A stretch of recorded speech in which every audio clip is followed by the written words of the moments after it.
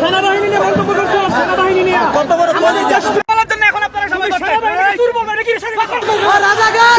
এই সরকার তো আপনার এক কলমে অবৈধ হয়ে যাবে। সেনাবাহিনী পর্যন্ত ল্যাপটপ চুরি করে নিয়ে আসছে, আর তাদের নিজেদের স্বার্থেই তো তারা করছে। তারা কি জাতির স্বার্থের জন্য করছে?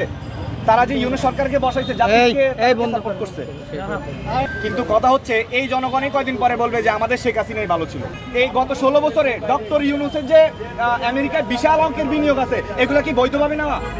একটা মিডিয়া ডক্টর ইউনূসের বিরুদ্ধে কোনো নিউজ কভার করতেছে না কেন? তার কি কোনো ভুল নাই? সেনাবাহিনী নিয়ে মন্তব্য করছো, সেনাবাহিনী নিয়ে কত বড় দেশপ্রেমিক সেনাবাহিনী নিয়ে মন্তব্য করছিস তুই? আমরা দেখতেছি তুই সেনাবাহিনী গালি করে দিছিস, তুই সেনাবাহিনীকে ভিডিও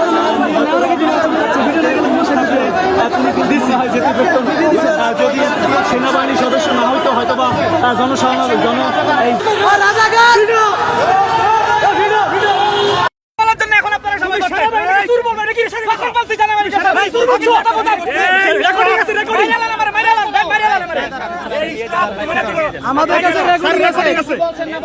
আমাদের কাছে রেকর্ডিং আছে স্যার। চুপ থাকুন, ওনাকে সেফে নিয়ে যান।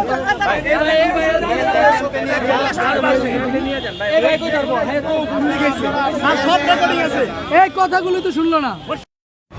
কিন্তু আমি এই দেশের এই অবস্থা দেখলে আসলে বেঁচে থাকার ইচ্ছা থাকে না। বেঁচে থাকার ইচ্ছা নাই বলে আজকে আমি জানি আমি কাদের বিরুদ্ধে কথা বলতেছি। আমার বেশি দিন আর আয়ু নাই। সাংবিধানিকভাবে কোনো প্রধানমন্ত্রী যদি জনগণ দ্বারা গণ আন্দোলনের মুখে পড়ে যদি সে পদত্যাগ করতে বাধ্য হয়, হ্যাঁ, তাহলে সাংবিধানিকভাবে সেই প্রধানমন্ত্রী পরবর্তী প্রধানমন্ত্রী নির্বাচিত হওয়ার আগ পর্যন্ত সেই প্রধানমন্ত্রী থাকবে। আবার সংসদ কর্তৃক যদি অপসারিত হয়, যদি অনাস্থা দেয় পার্লামেন্ট মেম্বাররা, তাহলেও পরবর্তী নির্বাচন পর্যন্ত সেই সাবেক যিনি প্রধানমন্ত্রী আছেন শেখ হাসিনা, সেই পরবর্তী নির্বাচন প্রধানমন্ত্রী নির্বাচিত হওয়ার আগ পর্যন্ত সেই রাষ্ট্র পরিচালনার দায়িত্ব থাকবেন। এখন যেটার মধ্যেই ছিল বর্তমান সংবিধান তো তাই বলে। এখন আপনার এই জনপ্রতিনিধি ছাড়া আপনার সংসদের একটা বড় অংশের পার্লামেন্ট মেম্বারদের ছাড়া আপনি তো সংবিধান পরিবর্তন করতে পারবেন না। এই সরকার তো আপনার এক কলমে অবৈধ হয়ে যাবে। এখন দেখেন কোনো জনপ্রতিনিধি যদি তার কোনো নিজের প্রাণের নিরাপত্তা যদি না থাকে, সে ওই সিচুয়েশন যদি তার জন্য পক্ষে না থাকে, তখন সে পালিয়ে গেলে সে যদি আবার ফিরে এসে যদি বলে যে আমি সাংবিধানিকভাবে আমি ক্ষমতায় আছি, আমি পদত্যাগ করলেও সংবিধান আমাকেই ক্ষমতায় রাখে, তাহলে আপনি কি করবেন? আদালত কি করবে? আমরা তো আদালতের বাইরে না। আর তাদের নিজেদের স্বার্থেই তো তারা করছে। তারা কি জাতির স্বার্থের জন্য করছে? তারা যে ইউনিট সরকারকে বসাইছে জাতিকে সাপোর্ট করছে। ভাই আপনি বন্ধ করেন। জাতির স্বার্থে কে মানে কে তারা কাজ করছে? সমন্বয়ক এরা সেই সমন্বয়ক যারা কিনা সরকারে যখন তাদেরকে ডিবি অফিসে নিছে, তারা ভয়ে হোক যে কোনো ভাবে হোক, তারা তখন কি বলেছে? তারা বলেছে যে হ্যাঁ আমরা আন্দোলন প্রত্যাহার করে নিলাম। আপনারা যে যার মতো বড় এই মেরুদণ্ডের যদি নেতা হয় এরাই তো, এরা 6 জন যে অস্ত্রের মুখে নেতা তো এমন হওয়া উচিত যে অস্ত্রের মুখে দেশে তার যদি মনে হয় যে সমন্বয়কারীরা যদি সত্যিকারের আন্দোলন করে জীবন দিবে, তাদের প্রত্যাহার কেন? তারা কেন অস্ত্রের মুখে তারা করবে? আর এরাই যদি দেশের নেতা হয়। আর আজকে আপনি ছাত্র সমাজের মধ্যে কি সমস্যা নাই? দেশপ্রেমে উদ্বুদ্ধ হয়ে গণভবনে গেছে তারা গণভবন ঘেরাও করতে, হ্যাঁ, সে তারপরে গণভবন লুটপাট করে চলে আসছে। এখন আপনারা বলবেন কি গণভবন তো আসলে ছাত্ররা লুটপাট করে না, টোকাই, সব তো টোকাইয়ের দোষ। এই ভিডিও ফুটেজ আছে না?